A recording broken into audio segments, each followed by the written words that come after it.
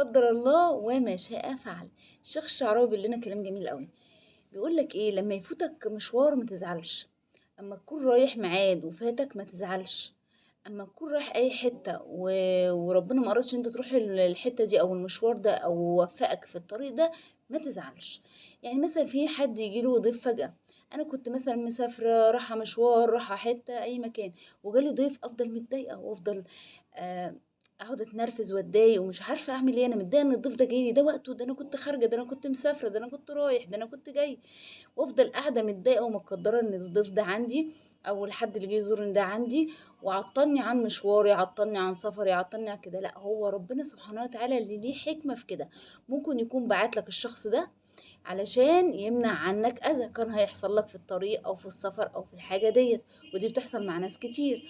فما نزعلش لاي حاجه تفوتنا، ما نتضايقش من ضيف يخبط علينا ويجي لنا، او حد يجي لنا فجاه، او يحصل عندنا ظروف في البيت فتمنعنا عن سفر او تمنعنا عن مشوار او تمنعنا عن حاجه. ده كله تدابير ربنا، ليه تدبير في كل حاجه في حياتنا. وهنعرفها بعدين، هنقول يا سبحان الله. هو العربية مثلا اللي أنا كنت راكباها دي حصل فيها حادثة مثلا، ده كنت هركب فيها. العربية اللي أنا كنت رايحة أركب فيها ديت حصل فيها كده. هو المشوار اللي أنا كنت رايحاه حصل فيه كل ده.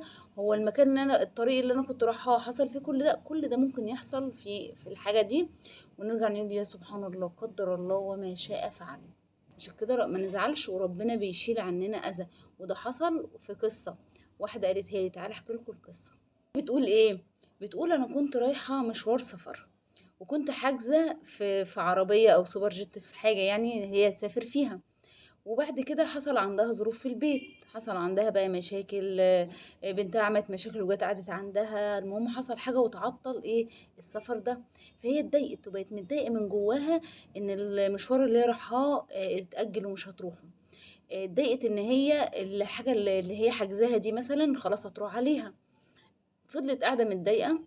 قلت له بصراحة أنا كنت متضايقة ومتقدرة ومخنوقة من جوايا، وعمالة ايه يعني كده ايه اكل في نفسي واقول ازاي الحاجة دي تفوتني، ازاي ما رحتش المشوار دوت، يا ازاي الحجز بتاعي راح بتاع مثلا السوبر جيت دوت او الحاجة ديت.